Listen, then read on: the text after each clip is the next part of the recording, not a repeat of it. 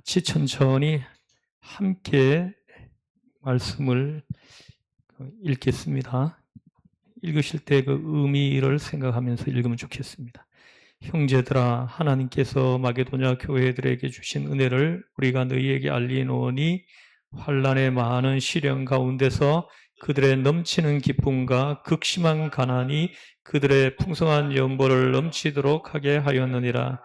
내가 증언하노니 그들이 힘대로 할 뿐 아니라 힘에 지나도록 자원하여 은혜와 성도 섬기는 일에 참여함에 대하여 우리에게 간절히 구하니, 우리가 바라던 것뿐 아니라 그들이 먼저 자신을 주께 드리고 또 하나님의 뜻을 따라 우리에게 주었도다.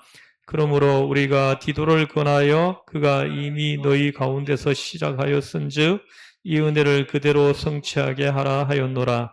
오직 너희는 믿음과 말과 지식과 모든 간절함과 우리를 사랑하는 이 모든 일에 풍성한 것 같이 이 은혜에도 풍성하게 할지니라. 아멘.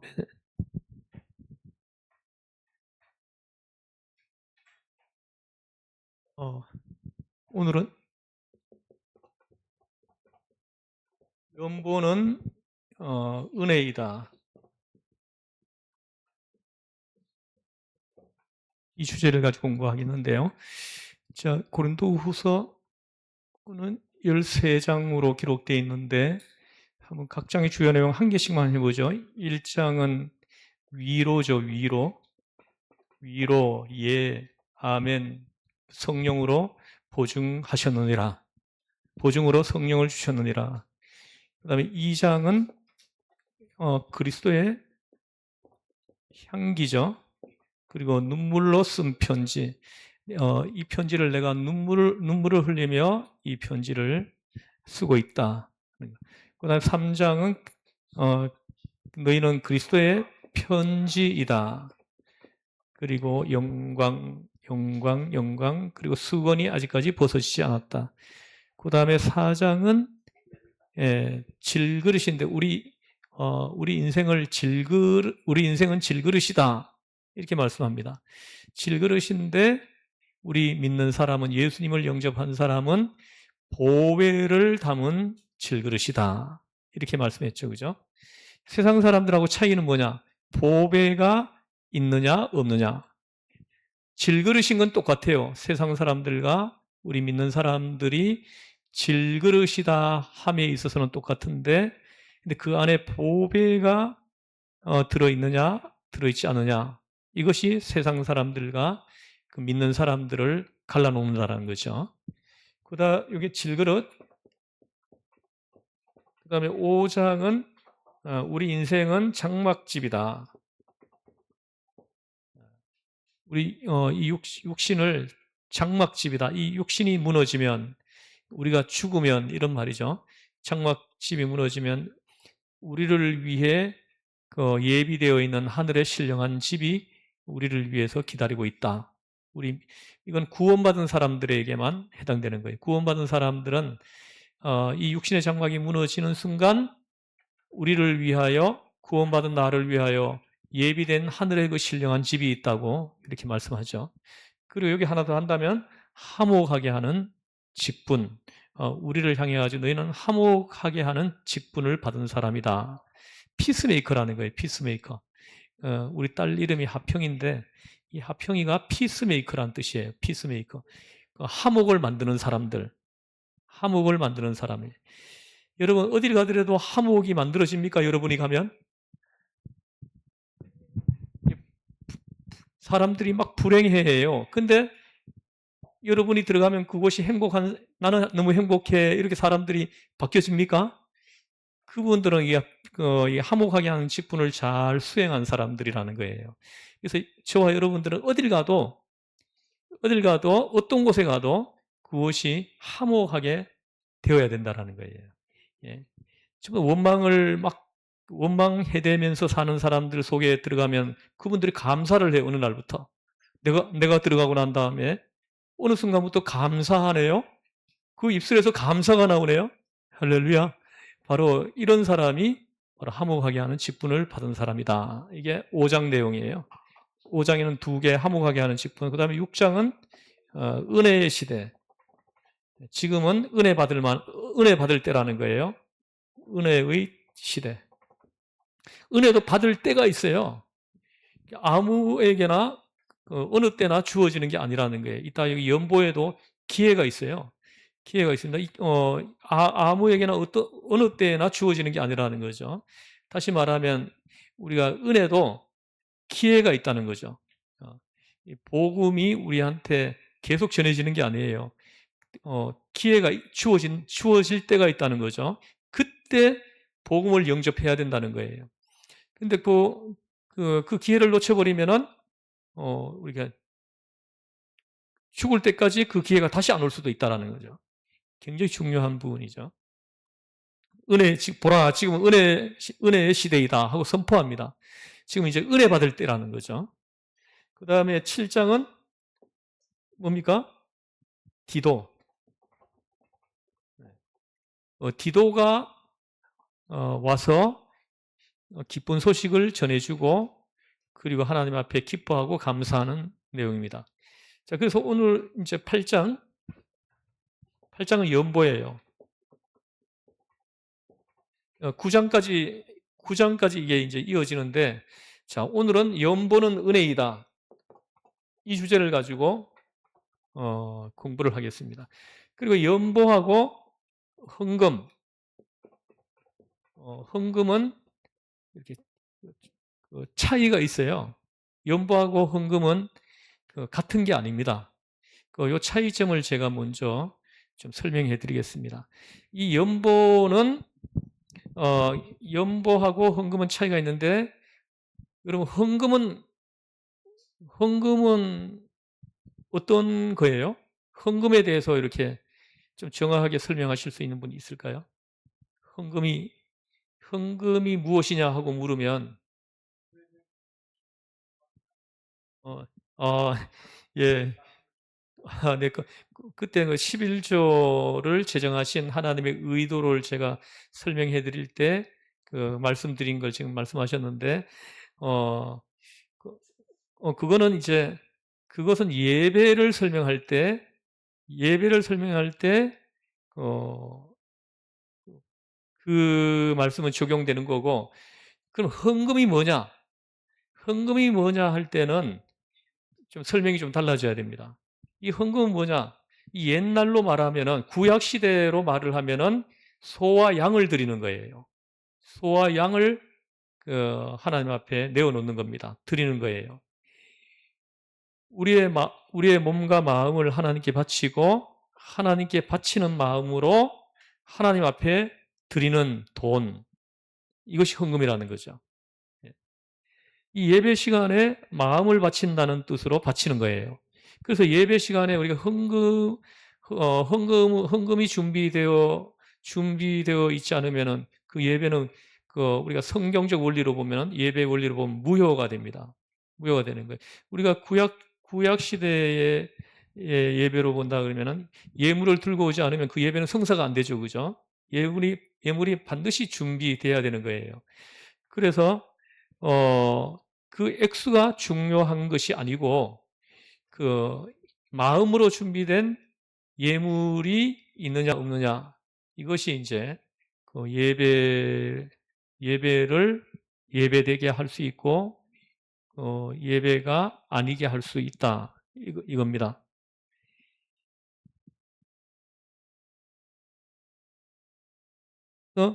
이 예배는 우리의 마음과 인격과 생명을 하나님께 바치는 시간이에요. 그런 마음으로, 그런 표로 하나님 앞에 바치는 게 이게 헌금이에요. 그래서 헌금은 연보하고 완전히 달라요. 이 헌금은 구약 시대로 하면은 소와 양을 드리는 겁니다. 지금 오늘 우리가 은혜의 시대에서는 나의 마음과 인격과 생명을 하나님께 바치는 것, 이것을 이제 그 표로 헌금을 바칩니다. 그래서 이 헌금 순서는 반드시 설교 뒤에 따라옵니다. 설교 뒤에 헌금 순서가 따라오는 거예요. 이 설교 끝난 다음에 우리가 헌금을 하죠. 그죠? 지금도. 봉헌 시간은 꼭 설교 끝나자마자 바로 봉헌 시간이 순서가 들어가 있어요. 이것은 지금 들려주신 말씀대로 살겠습니다 하는 신앙 고백이에요. 그 신앙 고백이 바로 헌금이라는 거예요. 내 몸을 하나님 앞에 위탁합니다. 제물로 바칩니다 하는 뜻으로 이제 헌금하는 것입니다. 그러므로 이 헌금은 아주 정성스러워야 된다는 거예요. 그래서 제가 전에 한번 들은 이야기인데 재미있는 이야기를 들은 적이 있는데요. 명성교회에서 이렇게 지금 어느 단체나 이런 데서 후원을 요청하는 데가 있으면은 명성교회에서 오후에 헌신 예배로 이렇게 드릴 수 있도록 해준다 그래요. 헌신 예배로 드리면 헌신 예배를 드리면 그 헌금을 하잖아요. 헌금을 하면 그때 나오는 헌금을 그 후원해줄 그 단체에다가 준다는 거죠. 준다는 거예요. 참 좋은 것 같아요. 근데 문제는 뭐냐 하면 그 오후에 그 헌금 시간에 그 헌금을 바치고 난 다음에 그 계수할 때 보면은 1,000원짜리가 그렇게 많대요. 1,000원짜리가. 1,000원짜리가 수북이 나온다라는 거예요. 어쩌다가 10,000원짜리가 있고 이렇다는 거죠. 그거는 준비된 헌금이 아니라는 거예요. 그냥 주머니에 들어있는 거, 지갑에 있는 거, 그냥 일부를 빼가지고 이렇게 헌금 주머니에 넣든지 아니면 헌금함에 넣든지 그렇게 했다는 거예요. 이 정성이 들어가 있지 않는 헌금이라는 거예요. 그래서 저희 교회에서는 주일 헌금은 또 봉투에 꼭 넣어서 헌금을 하도록 그렇게 인도하고 있는데 이런 이제 이유에서 비롯된 겁니다. 그래서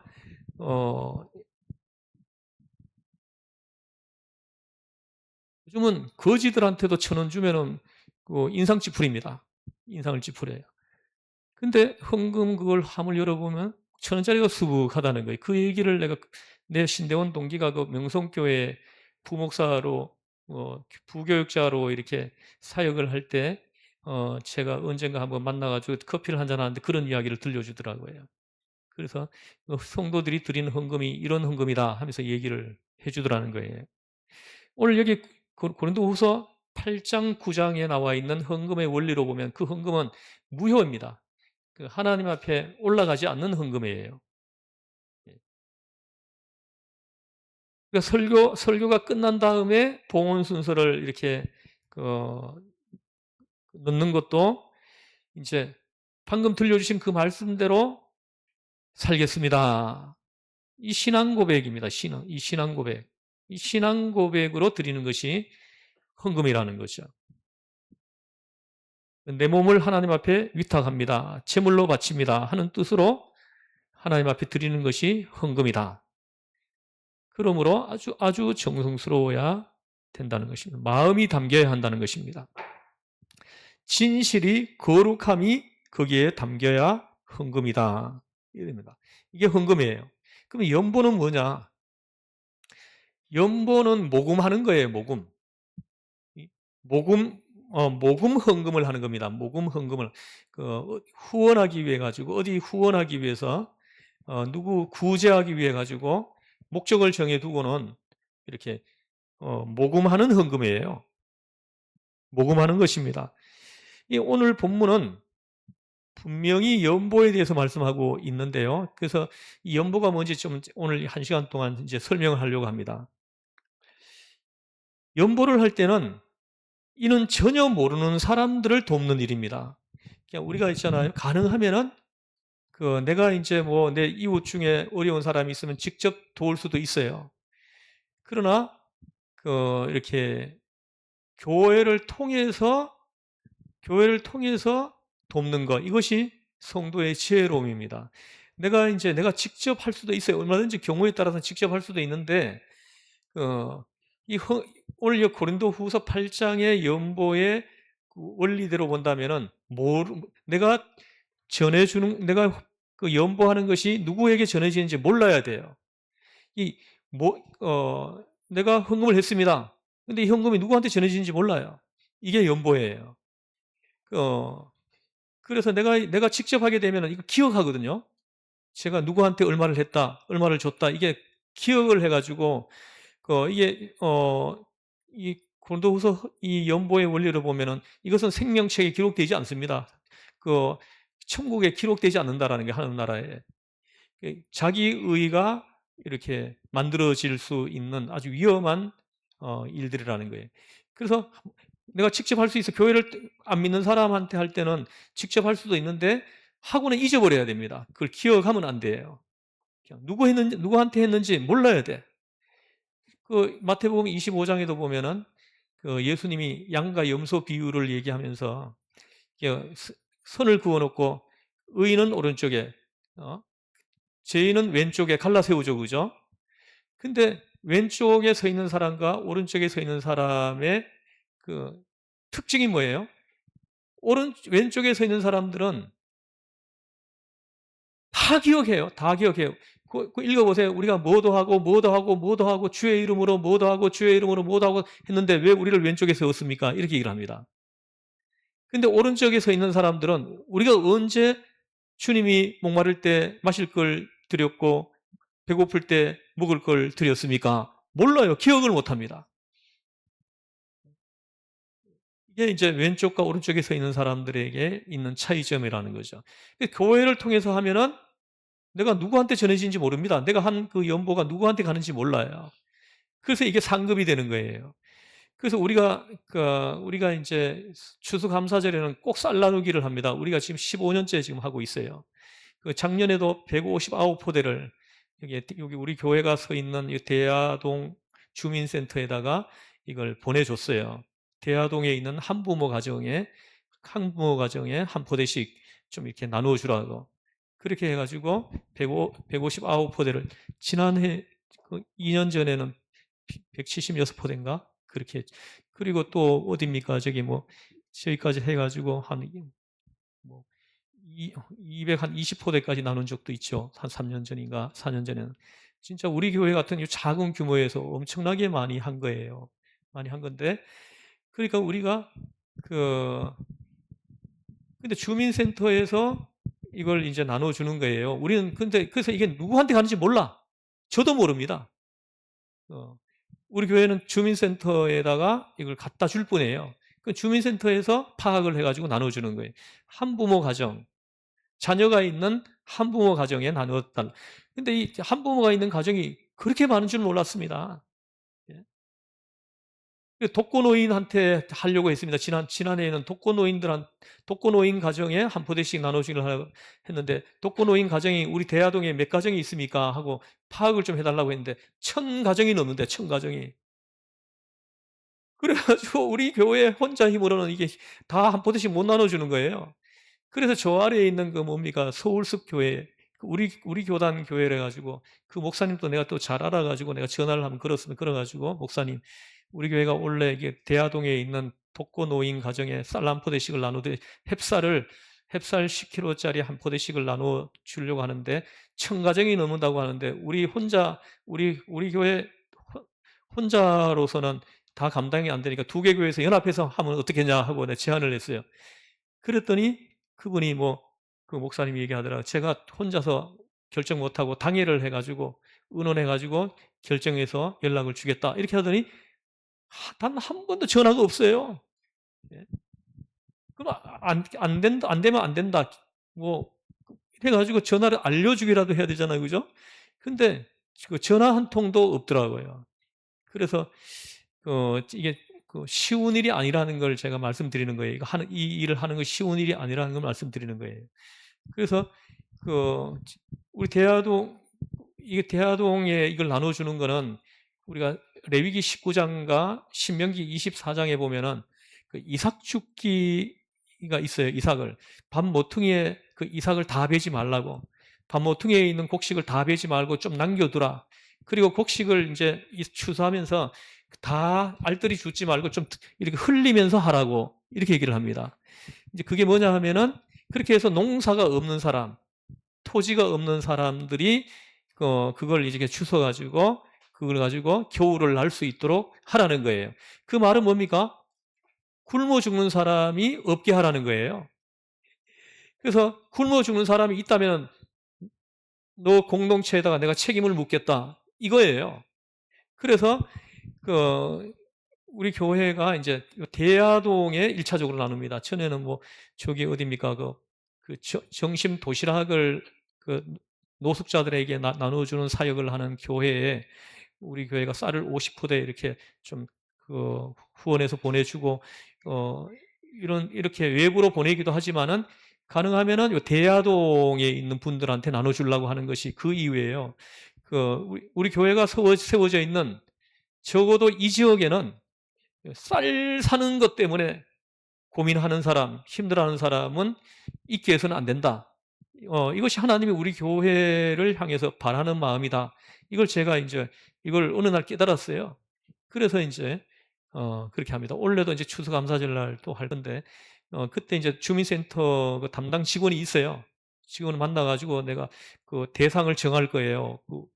예를 들어서 뭐 한부모 가정 아니면은 뭐 다자녀 가정을 한다든지 아니면은 뭐 이렇게 요 관할 내 대야동에 뭐 환경 미화원들 가정에 뭐 한 푼씩 나눠준다든가 이렇게 정해가지고 또 하려고 합니다.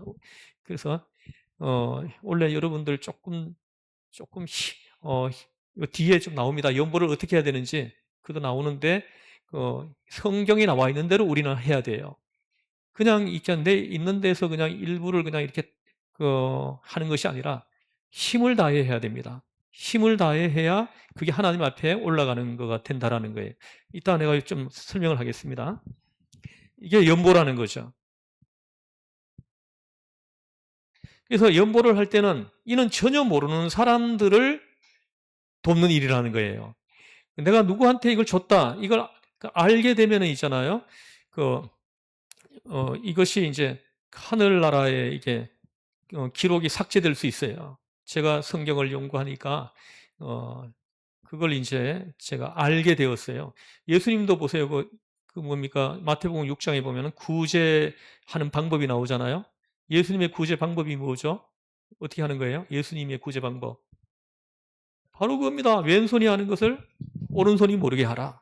이게 예수님이 구제하는 방법이에요. 그 사도 바울도 구제하는 방법을 얘기했는데 로마서 12장에 보면은 구제하는 자는 성실함으로 하라. 이렇게 얘기를 했어요. 구제하는 자는 성실함으로. 여러분 보세요. 이 구제하는 자는 성실함으로 하라는 말이 뭡니까? 이거 뭐예요? 이 구제하는 것은 성실함으로 하라는 것은 좋은 것으로 나누라는 거예요. 좋은 것으로. 내가 쓰고 남는 거, 안 쓰는 거, 이걸 나눠주는 거, 이건 구제가 아니에요. 성경에서는 그거는 구제가 아니에요. 그건 적선이지. 적선하는 거지. 그거는 구제가 아닙니다. 성경에서 말하는 구제는 내가 지금 사용하고 있는 것 중에 좋은 거여야 돼요. 내가 지금 사용하고 있는 것 중에서 좋은 걸 나눠줘야 된다는 거. 이게 구제하는 자는 성실함으로 하라는 말씀이에요. 아시겠죠? 그래서 어떤 사람 이렇게 나눠주면서 욕을 먹는 사람이 있어. 이 이야기만 나오면 제가 생각나는 이야기가 있는데요. 제가 좀 잘 아는 지인이 한 분 서울에 있었는데 서울에서 초등학교 교사입니다. 이분이 이제 어느 날 전화가 왔습니다. 전화가 와가지고 뭔가 좀 나눠줄 게 있으니까 저희 집을 한번 방문해 주세요. 이렇게 얘기를 해가지고 집사람하고 갔습니다. 갔는데 그 집에 들어가 보니까 뭐 이렇게 뭐 건강을 위해 가지고 모든 방을 뭐죠 이렇게 무슨 나무예요? 편백나무를 가지고 이 도배하는 것처럼 그렇게 쫙 붙여놨더라고요. 그러니까 편백나무 냄새가 쫙 나더라고요. 그래가지고 나는 집 방을 편백나무로 해놓은 집은 처음 가봤어요. 그래서 갔는데 우리 가니까 뭐 차를 한 잔 이렇게 대접해 주시면서 뭐 상자를 하나 주시더라고요. 그래가지고 여기 뭐 우리가 아이들이 있는 걸 알고는 아이들 정가라 그러든가 정가 한 권이 들어있고 또 뭐 자기가 신던 뭐 이렇게 구두하고 뭐 이렇게 백이 있는데 이거 버리려니까 그래서 좀 버리려니까 너무 아까워서 이렇게 좀 이렇게 드린다고 하면서 상자 하나를 주시더라고요. 그래 그 상자를 받아가지고 집에 와서 열어보니까 구두를 신어가지고 버려야 할 만한 구두가 거기 들어있어요. 그리고 백도 있잖아요. 그 아주 구형, 누구도 들고 다니지 않는 옛날 그런 백이 들어있더라고요. 그리고 아이고 정가가 하나 있는데 요즘 애들 보지도 않는 그 정가가 거기 들어있더라고요. 그래서 우리가 그거 받아가지고는 감사하는 마음보다 솔직하게 말해서 뭔가 마음이 개운치가 않아요. 예. 개운치가 않고 뭔가 좀 묘한 기분이 생기더라고요. 예. 그거 주시려고 서울까지 오게 했어요. 예. 그래서 제가 좀 그때 그 감정이 아직도 이렇게 남아 있는 것 같아요. 그때 이렇게 받았을 때 그 묘한 그 감정이 기분 그게 아직도 남아 있는 것 같아요. 이 성경의 원리로 본다면은 그런 거는 구제가 아닙니다. 나눔이 아니에요. 그런 나눔은 하면 안 되는 거예요. 예. 자기도 안 가지는 걸 왜 다른 사람한테 주려고 하는 거예요. 내가 가지고 싶은 거예요. 내가 가지고 싶은데 이걸 누군가에게 주고 싶은 거예요. 이걸 줘야 되는 거예요. 이걸 줘야 되는 겁니다. 이게 연보예요. 연보입니다. 연보에 들어있는 참 의미라는 거예요. 그래서 우리가 쌀 나눔할 때는 꼭 햅쌀을 나눕니다. 햅쌀. 그때 묵은 쌀을 하면 엄청나게 많이 살 수 있어요. 제가 이제 도정 청미소가 있어요. 우리가 직접 거기서 이제 쌀을 받는데 이마트에 이제 파는 쌀 있죠. 거기에다가 이제 이렇게 쌀을 공급하는 업체예요. 거기 어떻게 내가 알게 돼가지고 거기서 해마다 쌀을 이제 주문을 합니다. 그래서 우리가 이제 이렇게 어려운 가정에 이걸 나눈다라는 그 취지를 알고는 좋은 쌀을 줘요. 항상 가장 좋은 쌀을 이렇게 해서 이렇게 주시고 이렇게 합니다. 제가 어떤 쌀을 보내는가 직접 내가 한번 먹어봐야 되잖아요, 그죠? 그래 내가 그 중에 하나 뽑아가지고 이렇게 열어서 그 주방에 내놓으면서 한 끼를 해 먹어 봅니다. 꼭 어떤 쌀을 보냈는지 확인 좀 하려고 열어보는데 쌀이 좋아요. 아주 그냥 빛이 바짝바짝 나고 아주 좋은 쌀을 보내주시더라고요. 그런 걸 보내줘야 된다는 거예요. 예. 근데 중요한 건 뭐냐면 상대가 누구인지 몰라야 된다는 거예요. 이게 정말 성경에서 말하는 연보예요. 자, 지금 보세요. 지금 이 고린도 후서 8장 1절에 보면은 마게도냐 교회라고 나오죠. 그죠? 마게도냐 교회. 이 마게도냐 교회 교인들이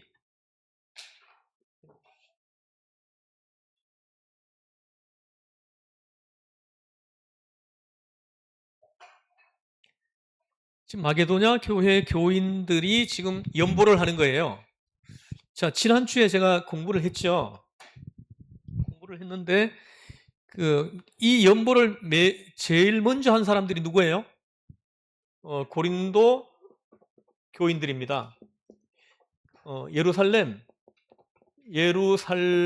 교회가 지금 몇 년째 흉년이 들어가지고 굶어 죽는 사람들이 속출하고 있다는 이 소식을 사도 바울이 듣고 고린도 교회에 설교를 했어요. 이걸 가지고 설교를 했더니 고린도 교회가 그럼 우리가 돕자 해가지고 연보를 시작한 거예요. 근데 이걸 사도 바울이 마게도냐 고린도에서 육로를 따라가지고 베레아, 데살로니가, 빌립보 이쪽에 마게도냐에 있는 교회를 다니면서 고린도 교회가 이렇게 연보하는 이것을 이제 간증을 했어요. 예루살렘 교회가 흉년이 들어서 굶어 죽는 사람들이 속출한다는 소식을 듣고 고린도 교회가 연보를 시작했다. 이걸 이제 빌립보 교회에도 가서 간증하고 데살로니가 교회 가서도 간증하고 했어요. 그랬더니 이 마게도냐에 있는 빌립보, 데살로니가, 베레아 등 이쪽 마게도냐에 있는 이 교회들이 고린도 교회가 이 연보를 했다는 소식을 듣고 그럼 우리도 하자 이렇게 된 거예요. 우리도 하자. 그래가지고 고린도 교회보다도 더 열심으로 연보를 하는 거예요. 그런데 이 마게도냐 교회 교인들이 이 연보를 하는데 하는데 이 연보가, 자기들이 하는 이 연보가 누구한테 전해지는지 알아요, 몰라요? 내가 연보하는 대상이 누구인지 알아요, 몰라요? 모릅니다. 예루살렘이 동해에 있는지 서해에 있는지도 몰라요. 예루살렘 교회가 흉년으로 인해 가지고 굶는다, 이 소식을 듣고 그냥 연보한 거예요. 연보를 한 겁니다.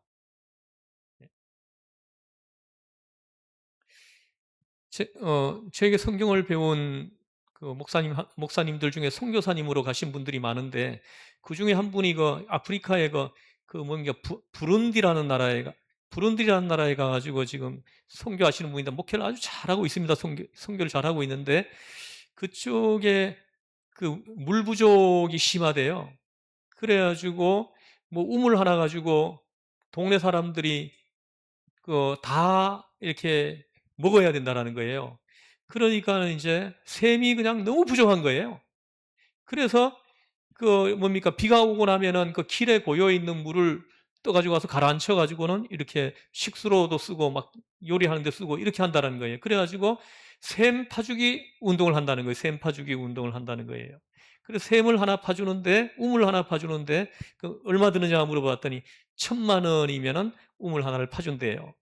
그래가지고 우리 교회가 기회를 한번 만들어 가지고 우물 하나 파주자, 이런 이제 그 마음을 좀 주시고 있어요. 그래서 우리 교회 좀 돈 좀 많으면 좋겠는데 왜 이렇게 나눠줄 때가 많습니까? 그래서 어쨌든 그죠? 그래서 우리가 이제 뭐 우물 하나 파주세요 해가지고 선교사님한테 이거 선교 헌금을 보내는 거죠. 목적 선교 헌금이죠. 우물 파는데 사용하라는 거 지목해가지고 헌금하는 거예요, 이거는. 그러면은 그 선교사님 받아가지고 그 마을 하나에 우물 하나를 파주는 거죠. 그러나 우리는 어느 마을에 파줬는지 모릅니다. 우리 교회는 몰라요. 그리고 우리가 보낸 그 헌금으로 파준 그 우물에서 누가 물을 길러가지고 먹는지 몰라요. 모릅니다. 오늘 고후 8장에서 말씀하는 연보는 바로 이 연보를 얘기하는 거예요. 예루살렘 교회 교인들이 누군지 얼굴도 한 번 본 적 없어요. 그 사람들을 위해서 지금 이 사람들이 지금 연보하는 거예요. 더군다나 이 사람들은 최근에 세워진 교회입니다. 개척 교회들이에요. 그런 교회가 은혜 받아가지고 연보를 하고 있는 거예요. 할렐루야. 얼마나 은혜가 됩니까, 그죠? 그래서 사실 이렇게 보면 처음 은혜 받은 사람들이 연보를 정말 정성껏 해요. 오랫동안 이제 예수님 믿었다고 해가지고 연보를 많이 하는 거는 아닌 것 같아요. 예. 어쨌든 예루살렘 교회 성도들, 이 고린도 교회 성도들에게는 정말 고마운 분들이죠, 그죠? 왜요? 왜 고마워요? 이 예루살렘 교회가 고린도 교회 교인들에게는 너무나 고마운 분들이에요. 왜입니까? 이 예루살렘 교회를 통해 가지고 복음이 고린도 교회도 전해졌다라는 거예요. 여러분 보세요. 이게 사실은 가장 소중하고 고마운 일인 거예요. 누군가에게 복음이 전해지잖아요, 그죠? 그 복음을 전해지게 한 주체가 있을 거 아니에요, 그죠? 이분은 그들에게는 정말 생명보다 귀한 사람들이에요. 그렇지 않습니까? 이 사람이 만약에 없었으면 복음이 이쪽에 오지도 않았을 거 아니에요, 그죠? 그러면 이쪽 사람들은 복음이 있는 줄도 모르고 살다가 그냥 지옥으로 떨어졌을 사람들이에요. 그런 사람들인데 고맙게도 이 사람들이 복음을 전해준 거예요. 생명을 내어놓고 와가지고는 복음을 전해준 거예요. 그러니까 이 사람들이 얼마나 고마운 사람들입니까? 그렇지 않으십니까? 여러분들에게 누가 복음을 전해준 거예요? 모태신앙 한번 손 들어보세요. 모태신앙. 모태신앙은 어머니로부터 물려받았겠네, 그죠? 어머니로부터. 저도 모태신앙입니다. 우리 어머니가 뱃속에서부터 나에게 복음을 전해줬어요. 찬송 부르는 소리 들으면서 엄마 뱃속에서 내가 자란 거예요. 우리 어머니는 꼭 찬송 불렀어요. 저녁엔 꼭 성경 한 장을 소리내서 읽고 찬송 하나 부르고 기도하고 주무셨거든요. 저는 엄마 뱃속에서 그 찬송하는 소리, 성경 읽는 소리, 기도하는 소리 들으면서 자란 거예요. 할렐루야. 얼마나 고맙습니까? 저에게 그렇게 해준 저희 어머니, 제가 이 진리를 깨닫고 난 다음에 그 어머니가 얼마나 소중한지 몰라요. 나에게 예수님을 알게 해준 우리 어머니, 얼마나 소중한 사람인지 모르는 거예요. 만약에 우리 어머니 뱃속에서 안 태어나고 그 불교를 믿는 사람 뱃속에서 태어났다 그러면은 내가 어떻게 예수를 알지도 못한 채 살다가 어? 살다가 지옥 유황불에 떨어졌을 나 아닙니까? 그죠? 그런 나를 우리 어머니, 예수님을 믿는, 예수님을 영접한 우리 어머니 뱃속에서 자라게 하신 거예요. 그러니까 은혜죠, 이게. 은혜예요. 내가 우리 어머니, 예수 믿는 우리 어머니 뱃속에서 태어날 확률이 이게 어떻게 됩니까? 몇 되겠어요? 예. 지금 지구에 85억 명이 살고 있는데, 85억 명 중에, 예? 예. 정말 생각하면 할수록 이거는 너무나 고맙고 또 고마운 일이에요. 그렇지 않습니까? 그럼 모태신앙이 아니신 분들은 누구를 통해서 복음을 전해 들은 거예요? 우리 사모님은 누구한테 복음을 전해 들었어요? 예. 남편 목사님요? 할렐루야. 그럼 또 맞들고 살으셔야 되겠네요. 예? 정말이에요. 내가 나한테 있잖아요. 억만금을 준 것보다도 100만 배 더 소중한 분이에요. 이 진리를 깨닫는 사람들은 그런 마음이 있어요. 나한테 억만금을 준 사람보다도 100만 배 더 소중한 사람이라는 이런 그 고마움을 가지고 사는 거예요. 또 맞들고 사세요? 예. 정말 업고 살아야 됩니다. 정말이에요. 아니, 복음을 나한테 안 전해줬으면, 그분이 안 전해줬으면 내가 지옥 유황불에 떨어졌을 가능성이 있잖아요. 그죠? 그런 나를 거기서 빼내준 도구로 쓰임받은 사람 아닙니까? 얼마나 귀해. 그러니까는 이 마게도냐 교회 교인들이 이 사도 바울이 너무 고마운 거죠. 예루살렘 교회가 너무 고마운 거죠. 예루살렘 교회로 인해 가지고 사도 바울이 있고 사도 바울이 있어 가지고 고린도에 복음이 전해졌죠. 그렇죠, 그죠? 그러니까는 이 고린도 교회는 예루살렘 교회가 고맙고 또 고마운 교회인 거예요. 예수님을 전해준 교회 아닙니까? 그래서 예수님을 영접하고 제사함을 받고 구원에 이르게 되고 내 신분이 하나님의 자녀로 바꾸어지게 한 그런 분들 아닙니까? 그죠?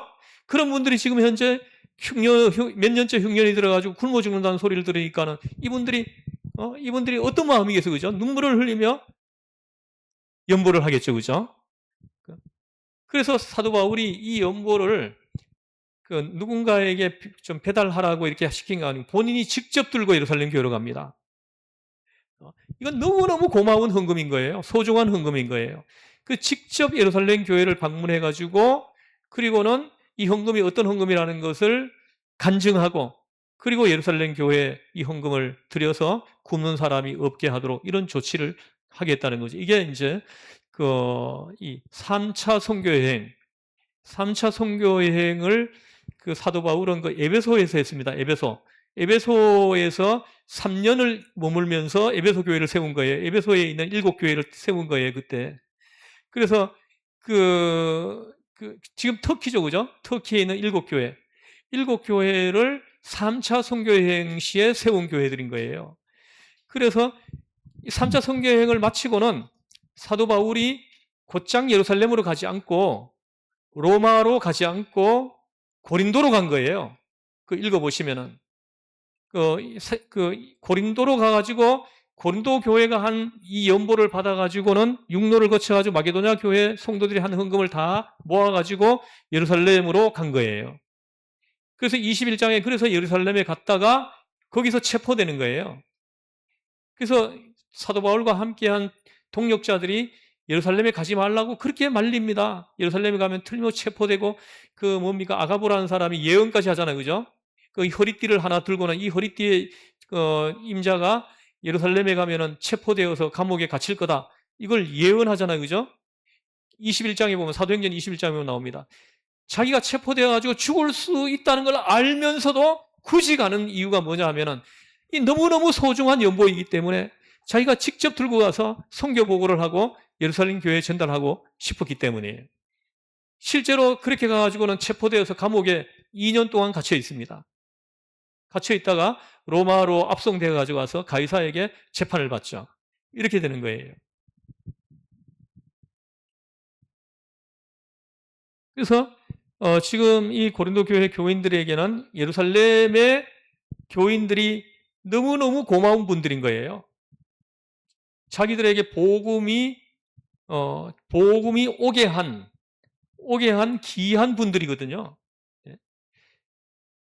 그분들이 먼저 예수님을 믿고 우리에게 복음을 전하여 주어 가지고 우리가 제사 안 받고 구원을 받았다. 이 고마움이 있는 거예요. 예.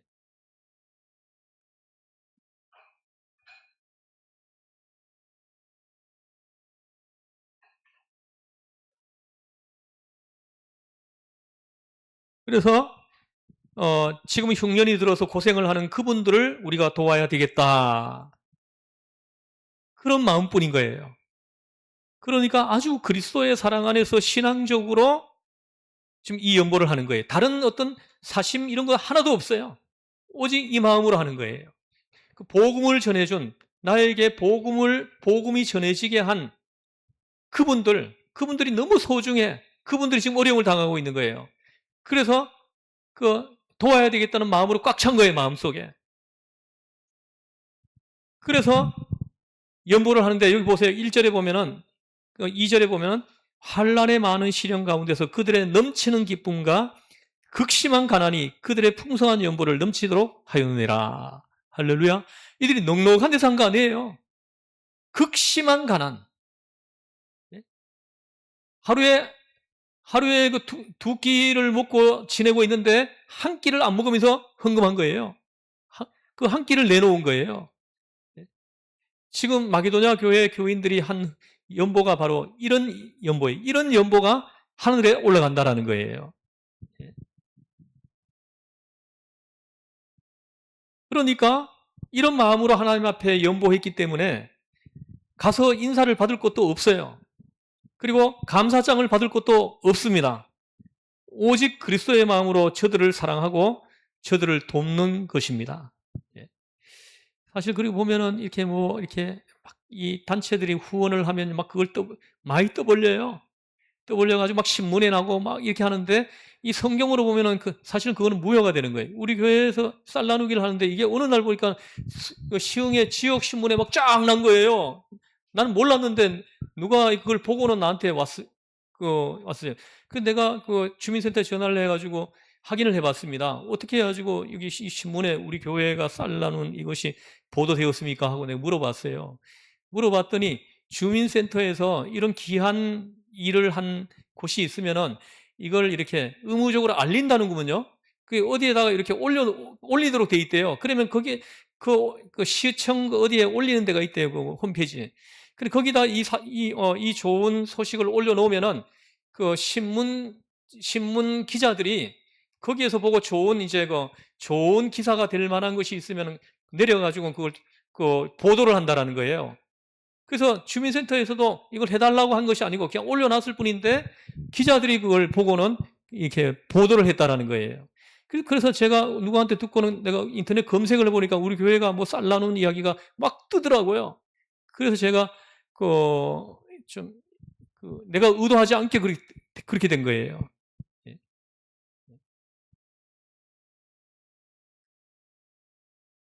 오직 그리스도의 마음으로 내가 받은 은혜가 얼마나 큽니까? 그죠?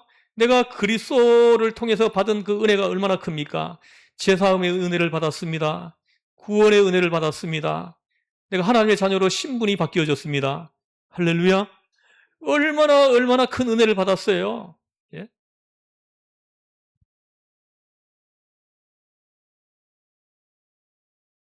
그래서 오직 그리스도의 마음으로 저들을 사랑하고 저들을 도울 뿐이에요. 예? 이게 오늘 본문에서 말씀하는 연보라는 거죠.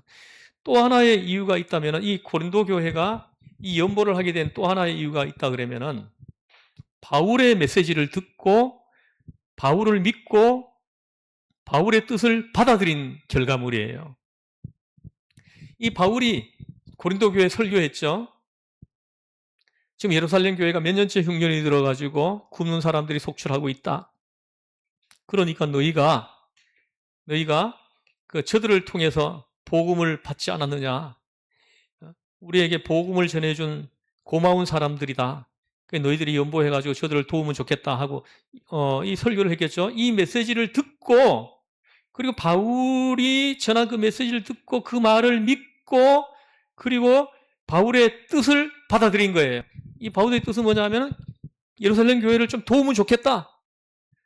이 뜻을 고린도 교회가 수용해가지고 이걸 공적인 일로 만들어가지고 고린도 교회 전체가 연보를 하게 했다는 거죠. 예? 이게 두 번째 이유예요. 바울의 메시지를 듣고 이거 하나님의 음성으로 듣고 수용하고 받아들여서 했다라는 거죠.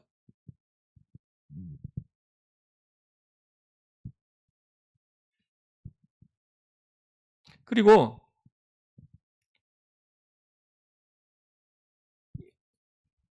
지금 고린도 교회가 지금 예루살렘 교회를 위해서 연보를 하고 있는데요. 그런데 본문의 내용을 좀 자세히 살펴보면 연보는 뭐이다? 연보는 뭐이다 하는 사실을 우리가 알게 됩니다. 연보가 뭐입니까? 연보는 은혜이다. 연보는 은혜예요. 제가 이 말씀의 본문을 내가 좀 묵상을 좀 했어요. 계속 했는데 제가 이제 묵상을 하면서 내가 얻은 결과는 뭐냐? 연보는 은혜이다. 이거예요. 은혜입니다. 살펴볼까요? 은혜인 거. 이 은혜는 헬라 말로 카리스인데요. 카리스예요. 은혜입니다. 은혜.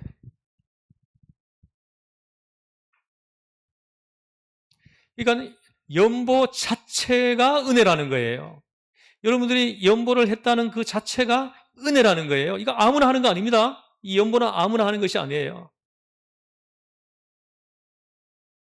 이것은 대단히 중요한 겁니다. 이것은 1절에 보시면은 1절 보세요. 1절을 보시면은 교회들에게 주신 은혜를 이렇게 얘기합니다. 형제들아, 하나님께서 마게도냐 교회들에게 주신 은혜를 이렇게 얘기합니다. 교회들에게 주신 은혜 이렇게 얘기를 합니다.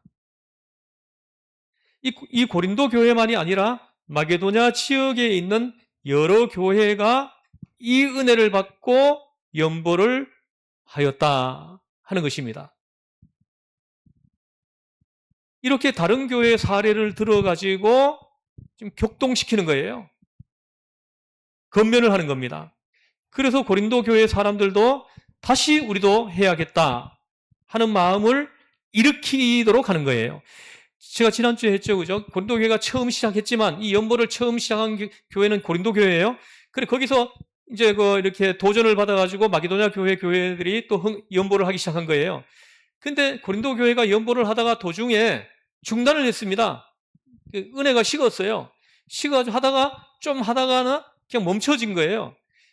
그래서 사도 바울이 다시 고린도 교회를 격동시키는 거예요. 격동시켜서 다시 이 연보를 할 수 있는 마음이 일어나도록 지금 이제 사도 바울이 지금 이 말을 하는 겁니다.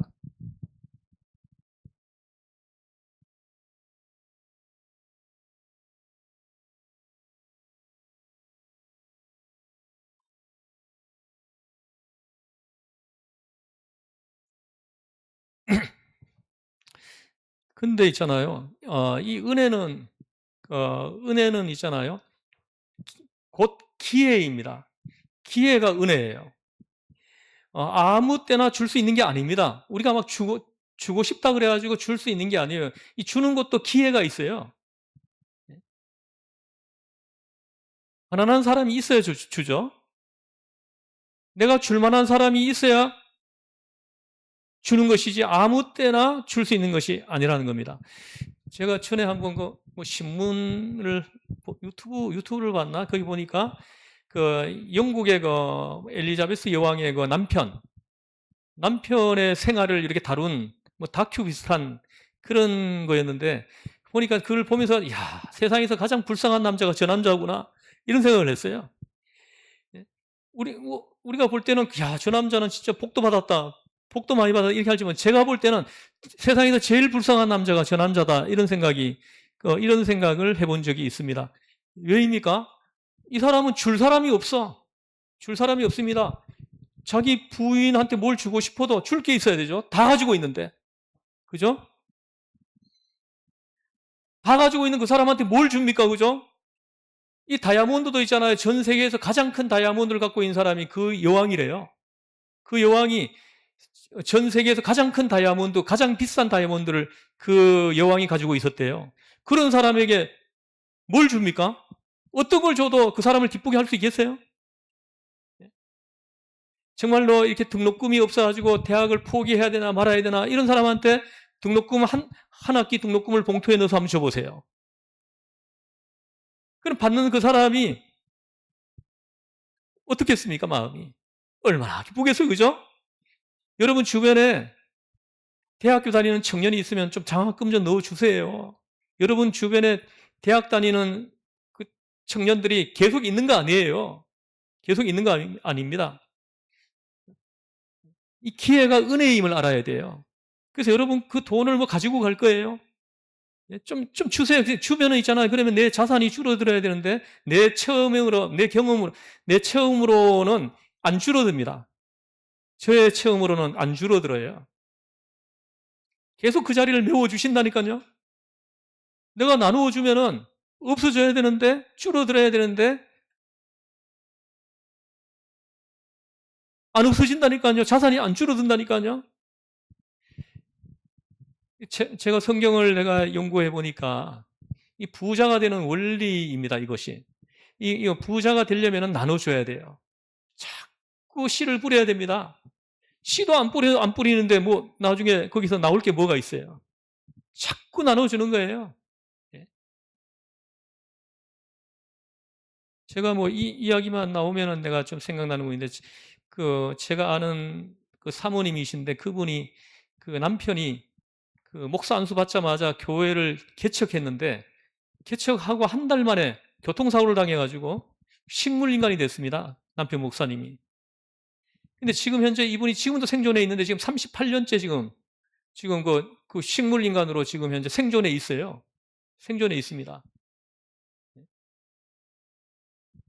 저는 맨 처음에 그분이 어떤 분인지 몰랐죠. 제가 이제 서울에 여기 강서구 하곡동에 그 하동교회 제가 교육전사로 4년을 제가 사역을 했는데 그때 제가 신학대학원 2학년 다닐 때인가 그때 어느 날 우리 교회 그 집사님 한 분이 저 앞에 떡 서더니 예배 마치고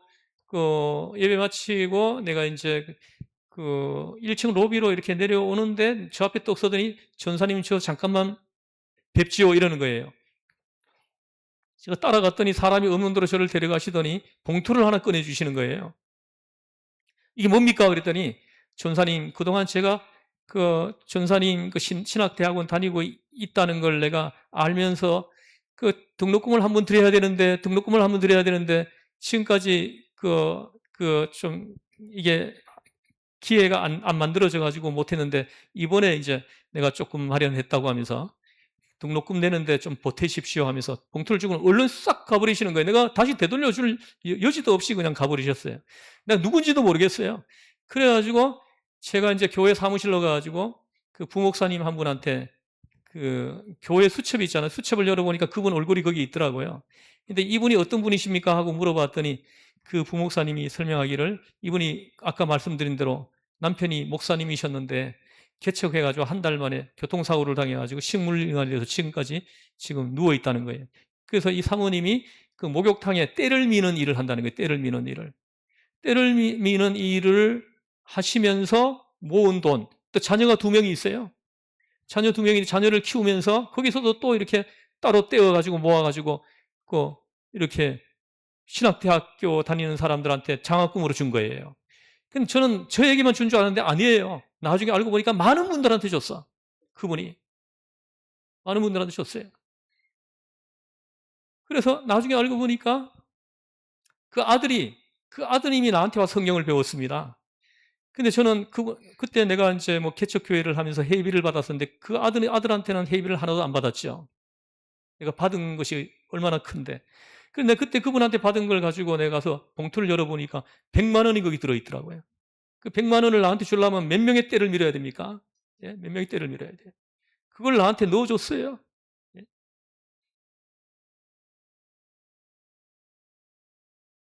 떼를 밀어서 번 돈을 가지고 장학금을 나에게 줬다 하는 그 사실을 알게 되겠네. 나도 모르게 울컥해지면서 눈물이 나오더라고요. 예. 근데 나중에 이제 그 아들이 미국으로 유학을 갔습니다. 유학을 갔는데 그 어머니에게 도움을 받은 목사님이 그 아들을 미국으로 유학을 데려간 거예요. 저에게 등록금을 준 것처럼 어느 전사님에게 신학대학원 다닐 때 등록금을 몇 번 준 분이 있었는 것 같아요. 그분이 자기가 은혜를 갚는다고 그 아들을 미국으로 데려와가지고 공부를 다 시켰어요. 그 목사님이 미국으로 가가지고 목회를 하게 되는데 목회를 잘해가지고 데려서 했습니다. 근데 거기 가서 또 그 아들이 배우자를 만났어요. 배우자를 만나가지고 결혼한다고 국내 들어와서 나한테 인사하러 왔더라고요. 그래서 제가 그랬죠. 그 어머니가 나에게 하신 것처럼 저도 봉투에다 신혼여행 경비를 넣어가지고 손에 쥐어줬어요. 좀 뭐 지금 가난하다고 신혼여행 가가지고도 너무 이렇게 궁핍하게 하지 말고 좀 넉넉하게 쓰고 오라고 하면서 신혼여행 경비를 봉투에 넣어서 준 적이 있습니다. 예.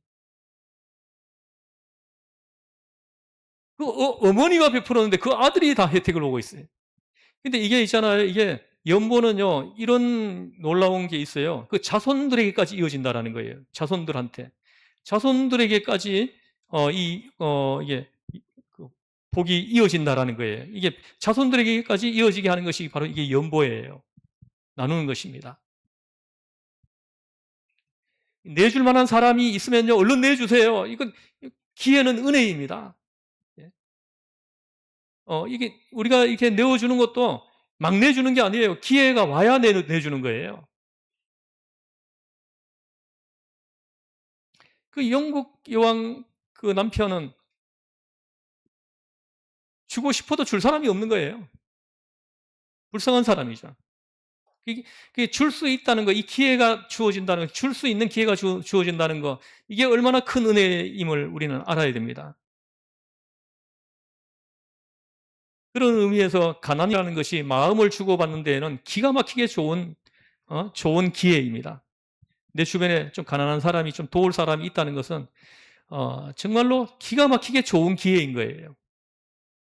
귀찮게 여기죠, 오히려. 그죠? 그런 사람이 옆에 있으면. 좀 하세요. 또 하나, 줄 수 있다는 것이 그거는 하나님의 선물입니다.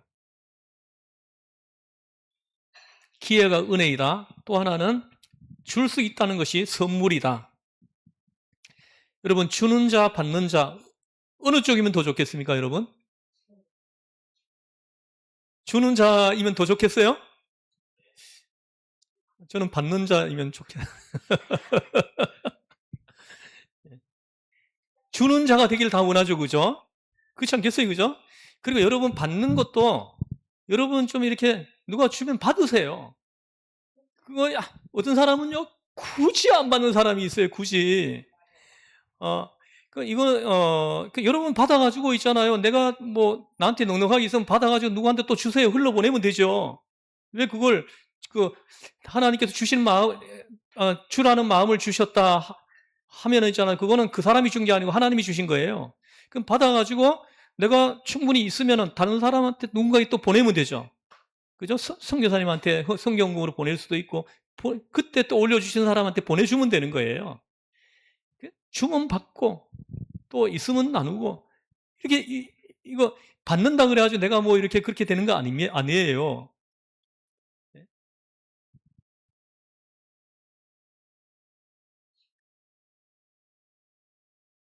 주는 자, 받는 자 중에 주는 자가 다 되기를 바라시는 거예요? 그대로 되기를 축복합니다. 가끔 우리는 빼앗길 때가 있어요. 뭔가 빼앗긴 기분이 들 때가 있어요. 그렇죠, 그죠? 뭐 이렇게 주긴 줬는데 내가 기쁜 마음으로 준 게 아니고 이 빼앗긴 마음이 들 때가 있습니다. 빼앗긴 마음이. 그럴 때 없으셨어요?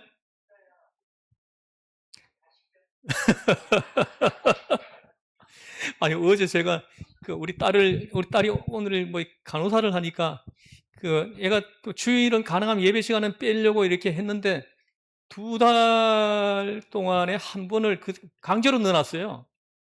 이거 타임을 정하는 그 수간호사가 넣어놨는데, 그래, 오늘 그래서 못 왔는데, 어제 우리 셋째가 군대에서 외박을 나왔어요. 그래가지고, 셋째가 왔다 그래가지고, 얘가 뭐 이것저것 사가지고 왔습니다. 잔뜩. 좀, 군대에서 못 먹는 줄 알고 좀 먹여서 보내려고. 복숭아도 사오고, 뭐, 포도도 사오고, 뭐도 사오고, 막 아이스크림도 사오고 막 사왔어요. 그래가지고 저녁을 같이 먹고, 이제 내가 태워주러 가서, 평촌이니까 가까우니까 태워주기가 좋아서 참 너무 좋아요. 내가 태워주러 갔는데, 가면서 이제 이야기를 하는데, 내가 너희들, 우리 애들 위로 애들 3명이 동산고를 졸업했고, 넷째도 지금 동산고를 다니고 있거든요. 제가 11년 동안 우리 아이들 동산고를 태워주려고 왔다 갔다 하고 있는 거예요. 제가 이제 그래서 내가 우리 하평이하고 얘기를 하다가, 하평아, 아빠는 평생 오기사로 지금 살고 있다, 이런 얘기를 했습니다. 그래서 내가 지금 너 태워주지, 내일은 또 우리 요한이 또 동산고 태워줘야지, 또 우리 셋째 또 부대 태워줘야지. 완전 오기사죠, 그죠? 그랬더니 우리 딸이 저에게 묻는 말이 뭐냐면, 아빠, 우리 태워주는 거 힘드셨어요? 이렇게 묻는 거예요. 그래 딱 하는데, 나 그런 질문이 나올 거는 예상을 못했습니다. 그래서 내가, 아니, 하나도 힘 안 들었는데 난 너희들 태워주면서 행복했다, 이렇게 얘기를 했습니다. 사실 이렇게 태워줄 때 좀 행복해요. 어떨 때는 좀 피곤할 때는 힘들 때도 있지만 이제 그때 아이들하고 대화를 좀 할 수 있는 시간이 주어지거든요. 그래 가면서 얘기해주고 오면서 얘기하고 이러면서 했거든요. 자, 보세요. 내가 남들 같으면 그렇게 해주겠어요? 우리 아이들이니까는 해주면서도 행복한 거예요. 행복한 거예요. 줄 수 있다는 거. 근데 이거가 이렇게 내가 태워주고 한 이 시간들이 억울하다, 이런 생각이 든다면은 좀 불행한 거죠, 그죠? 불행한 거예요. 뭔가 빼앗긴 것 같다. 자, 그러면 빼앗긴 기분이 들 때가 있고 또 빼앗은 기분이 들 때도 있죠, 그죠? 그런 때가 한 번도 없었어요? 누군가에게 막 빼앗은 기분이 들 때가 한 번도 없었어요? 있었던 것 같은데 빼앗긴 기분이 든 거는 다 기억하고 빼앗은 기분이 들었던 거는 다 잊어버리고 사는 거예요? 이 반대가 돼야 되는데, 반대가. 예? 오늘 말씀의 원리로 본다면 반대가 돼야 돼요. 예? 그러면 어느 쪽이 더 나은 거예요? 빼앗은 기분이 들 때하고 빼앗긴 기분이 들 때하고 어느 쪽이 더 좋은 거예요? 오늘 본문 말씀을 가지고 우리가 생각을 해본다면, 와, 할렐루야. 정말 그래요? 예. 빼앗긴 쪽이 훨씬 낫습니다. 오늘 말씀의 원리로 보면 빼앗긴 쪽이 좋은 거예요.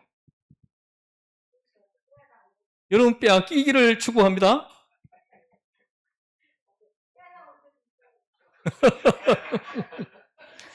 어떨 때 보면 형제간에 있잖아요. 막 소송을 해가지고 부모 재산을 있잖아요. 막 가지고 오려고. 아유, 정말 제가 저 사람이 믿는 사람인가 싶어요. 믿는 사람인가 싶어요. 예. 형제들에게는 빼앗아 왔을지 모르지만 하나님께는 빼앗긴 자가 되는 거예요. 빼앗긴 자가 됩니다. 우리 믿는 사람은 소송을 해서는 안 됩니다. 저의 평생 인생 철학으로 삼는 것이 몇 가지가 있는데, 그 중에 하나가 내가 어떤 경우에도 먼저 소송을 하지 않는다. 이게 저의 인생 철학으로 삼고 있는 것 중에 하나예요. 어떤 경우에도 내가 먼저 소송하지 않는다. 예.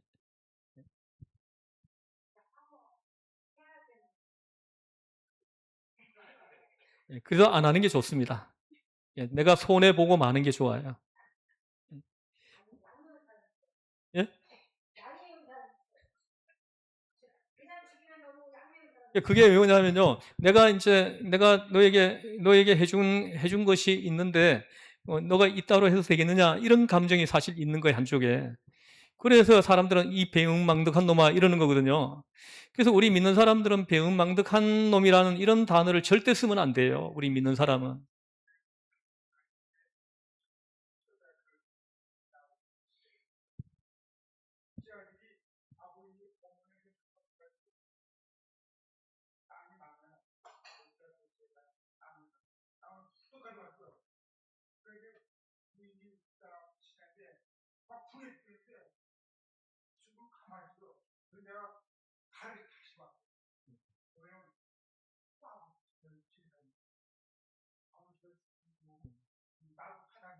예, 예.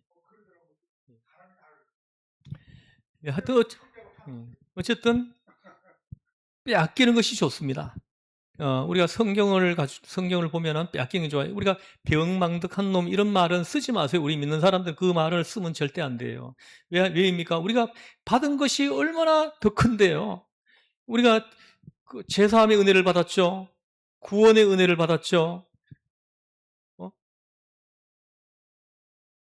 하나님께서 우리를 자녀 삼으시지 않았으면 평생 그 세속 가운데서 죄종으로 살았을 건데, 제사해 주시고 구원해 주시고 그리고 난 다음에 우리 하나님의 자녀로 삼아 주셨잖아요. 그죠?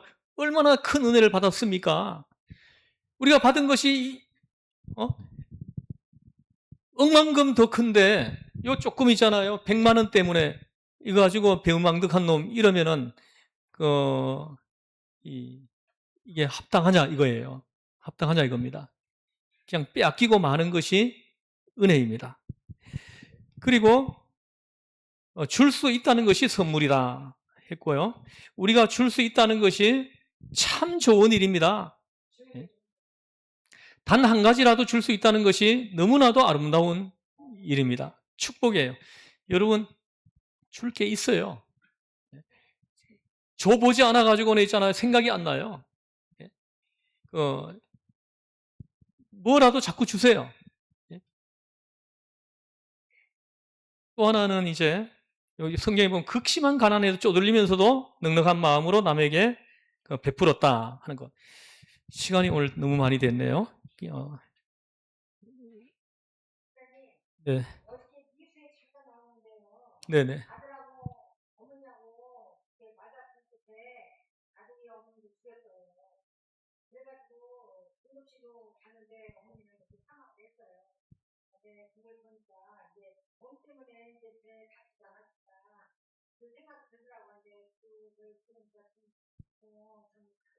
예.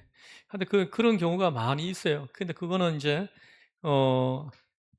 정말 이제 뭐랄까, 참 불행한 일이죠. 그런 일이 안 생겨야 되는데, 근데 그게 이제, 그런 일이 생겼다, 그잖아요. 그죠? 그래서 우리가, 뭐랄까, 우리가 그 말씀 가운데서 우리가 살고 또 자녀들을 키우고 이러했으면은 아마 그런 일은 안 생겼을 것이다 이렇게 생각을 하고요. 그리고 또 이렇게 뭡니까 그 재산이 있다는 것을 자녀들한테 얘기해 줄 필요가 없어요. 우리에게 재산이 하나도 없다. 우리 엄마 아빠는 그 재산이 하나도 없는 사람들이다. 자녀들이 그렇게 알고 커야 돼요. 나중에 얘들이 뭐 결혼할 때 뭐 독립할 때 조금 보태 주더라도 자녀들이 뭔가 부모에게 있다라는 거를 좀 알게 하면은 잘 큰 놈들은 괜찮지만 잘못 큰 놈들은 그것 때문에 살인도 나는 거예요. 살인도 나는 거예요. 그래서 좀 지혜가 필요한 것 같습니다. 그리고 재산 다 없애야 돼요.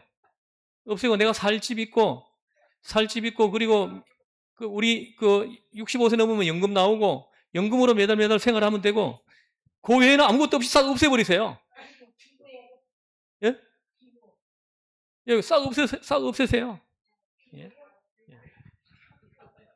그럼 뭐 가져갈 게 있어야죠, 뭐가. 예?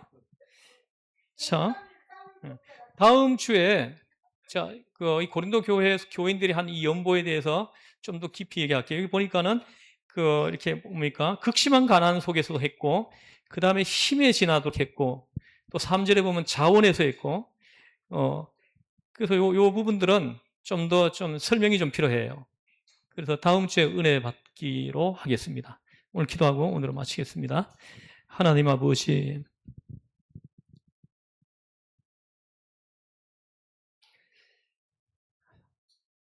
우리 마음에 그리스도의 대속의 넓은 마음을 부어 주시옵소서. 우리 마음이 밴댕이 같아서 조금만 손해 보면은 배은망덕한 놈이라 그러고 신경질을 부리고 화를 내고,